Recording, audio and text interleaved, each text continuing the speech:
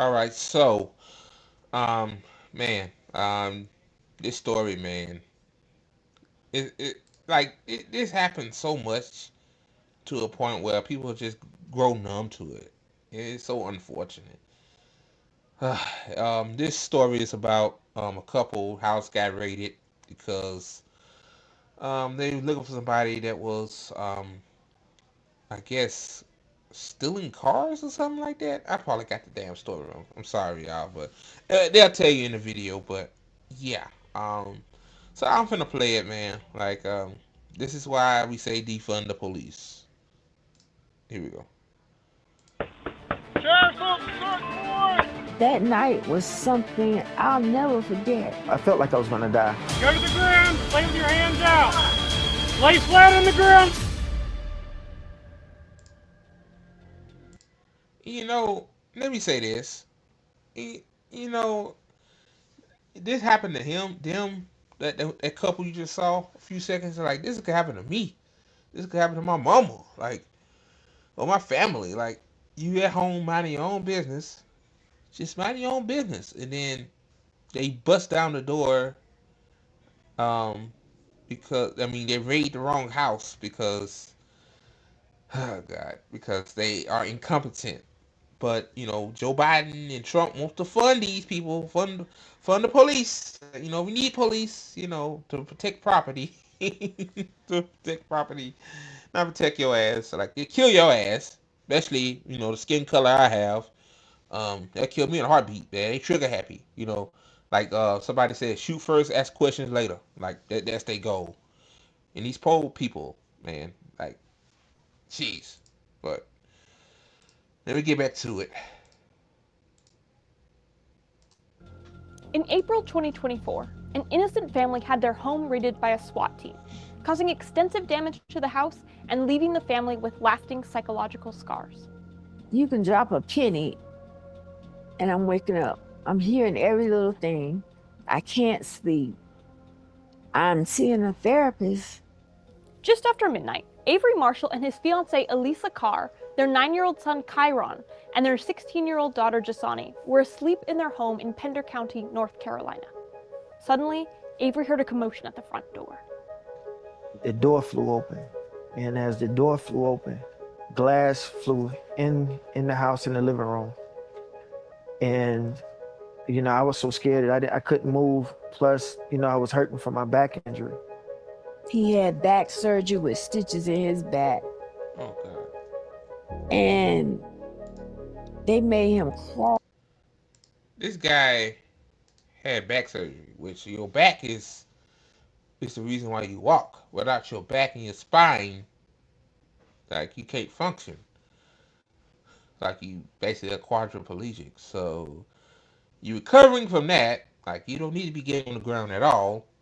Um, in you know typical police fashion, like treat him like he's a criminal, like raided the wrong house, and basically this guy's probably gonna have to have surgery again or some kind of procedure done, like more.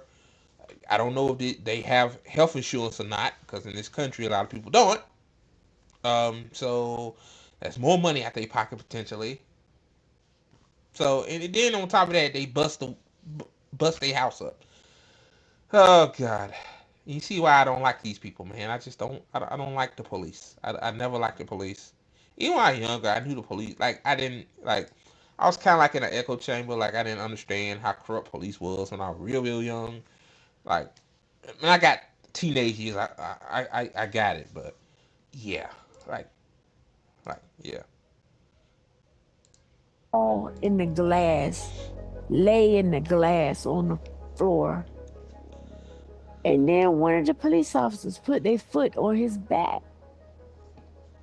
SWAT teams from Lee and Pender counties were looking for a suspect accused of breaking into several cars in the area. They believe the suspect's phone or an Apple Watch he stole pinged within 52 meters of Elisa and Avery's home. But at least 5 different homes fall within that range. Police chose to raid Avery and Elisa's home because they saw Elisa's Nissan sedan parked out front, which is the same kind of car they believe the suspect was driving. But Elisa's car had a different license plate and VIN number from the one they were looking for. My thing is, why you didn't check the license plate at least? Why you had to destroy their property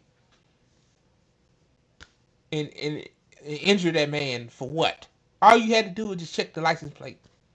Then you say, "Oh, these what? This the wrong house. Like that. That's not fuck with these. Let's not destroy these people property. Like again, these people are trigger happy. They want to shoot things. They want to shoot people. Like that's what they want to do. Like they are trained by the IDF. Like you definitely see the results because that's what the IDF do. Jesus Christ, man. Yet police still raided the home without bothering to check the car's information. They was asking me where was the guy that they were looking for. And I'm telling them that there's no one else in the house but us, and y'all at the wrong house. During the raid, police threw 2 flashbang grenades into the home. One bounced off Avery's chest and exploded next to him, causing a couch in the living room to catch fire. The other landed in the kitchen, filling the whole house with fumes.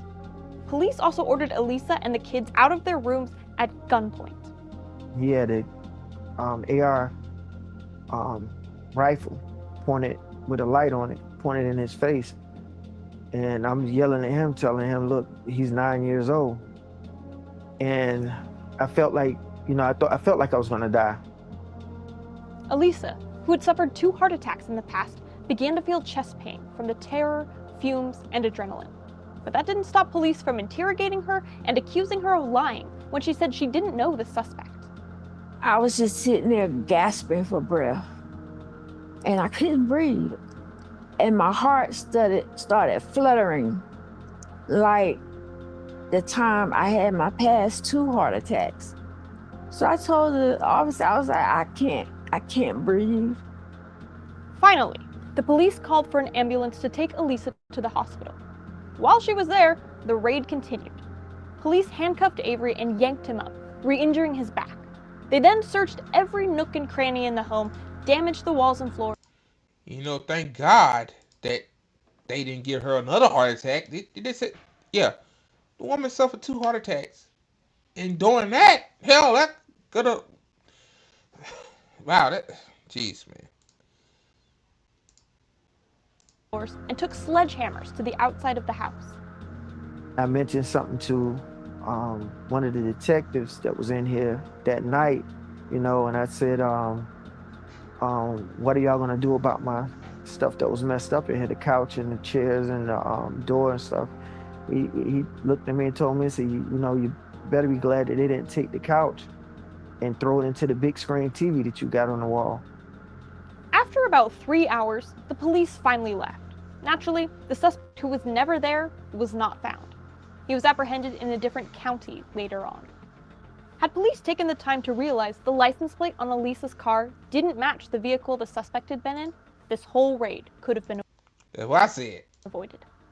I do not feel secure living in this house. After it happened, I wanted to move. I didn't want to live here anymore. They destroyed my family, and they need to know that. What happened to Avery, Elisa, and their kids shouldn't happen to anyone.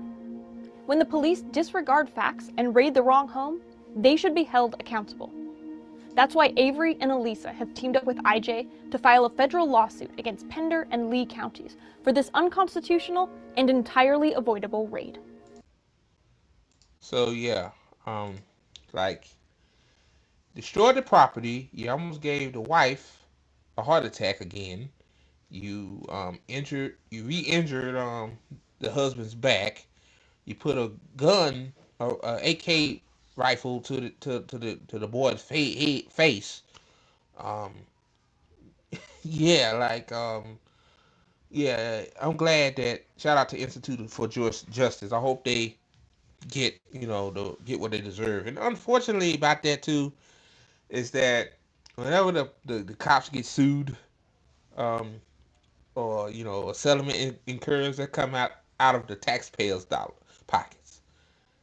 Like, yeah, man, like all this should have been unavoidable. And now, even you heard the wife say in the beginning, she needs therapy. Like she's traumatized. Like So most likely they gotta move somewhere else, which I don't blame them. Like, cause it could happen again. Um, and the big thank God moment about this clip right here is that nobody got shot. I mean, I hate for the husband and the husband to re-injure his back, but I guess he's all right. He's standing up, he's walking around and stuff, so that's good. Thank God they didn't mess his back up. And uh, yeah, like for you bootlickers out there that love police so much and it's saying defend them, like how would you feel if this happened to you? Like this could happen to anybody. You know that, right? Like they pinged the Apple Watch, and I guess the Apple Watch was close to the vicinity. Like, um, apparently the asshole must have dropped the Apple Watch. I don't know. Like yeah, police can ping your phones and stuff. That's why I always tell people when you go to a protest, do not take your phone with you. Like bring a dummy phone. I have like 5 or 6 dummy phones I bring with me to protest. Like, I know a lot of people want to bring phones to record stuff, but don't bring your personal phone. You know, um, that's why when I start going to protest, I'm gonna bring me a camera or something like that. To a real camera to record, so that way they won't be pinging my shit. Bust into my fucking home. Like, yeah. But I also got an article with this too. Share my screen here again. Uh, uh, Let me see. All right. It says North Carolina found family files federal lawsuit to hold SWAT team accountable for raiding wrong home, ignoring obvious evidence. Exactly. Like instead of you being trigger happy, they just want to just use their weapons. Just check the license plate. But no, you have to traumatize his whole family forever for the rest of their lives over your wrongdoing. You don't give a fuck. And you told that man that you may be glad they didn't throw the couch into the big screen TV. Like, what kind of that's a piece of shit, motherfucker, right there, man. Um, so yeah, gonna make this bigger. Obviously, it's kind of small. It says, just gonna read it a little bit. It says today a Pender County family filed a federal lawsuit against the Pender Lee and the Pender and Lee County sheriffs departments after officers raided damaged their home on April 2024. While searching for a suspect who had never been there, Avery Marshall and fiancee Alyssa Carr teamed up with the Institute for Justice to file lawsuits to seeks to hold officials accountable for overlooking clear evidence that they were raiding the wrong house and seeks compensation for the damages. Um, yeah, we saw the ring doorbell footage too. On April 9th and 10th, officers from Lee County Sheriff's Department were looking for a suspect accused of breaking into several cars. They believed that the suspect's phone had pinged within 52 meters of Avery and Alyssa's address in a small Pender County community of Willard. But at least 5 different properties fall within that radius. Police decided to target Avery and Alyssa's home because they saw a Nissan sedan parked out front, which was the type of car they believed the suspect was driving. However, this car was registered to Alyssa at her address, and her car was a different model from the car police were looking for. Was 10 years newer than that car and had a different license plate and VIN number. Oh my God! So you telling me? Oh my God! Like when you're looking for a car, you got a VIN number. The VIN number tell you the year, make, and model of the car.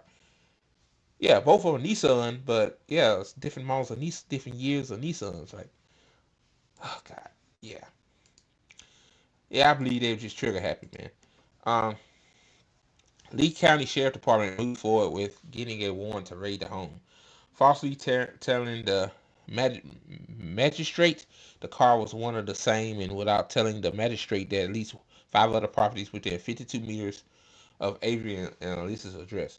The officers did not do their due diligence before conducting this raid, and they misled the magistrate into issuing the warrant without probable cause, said IJ attorney Marie Miller. Nissans are one of the most common cars. If police had taken a minute to observe and look up basic information about Alyssa's car, this entire traumatizing raid would have been avoided. A little after midnight on April 10th, police began banging on the front door.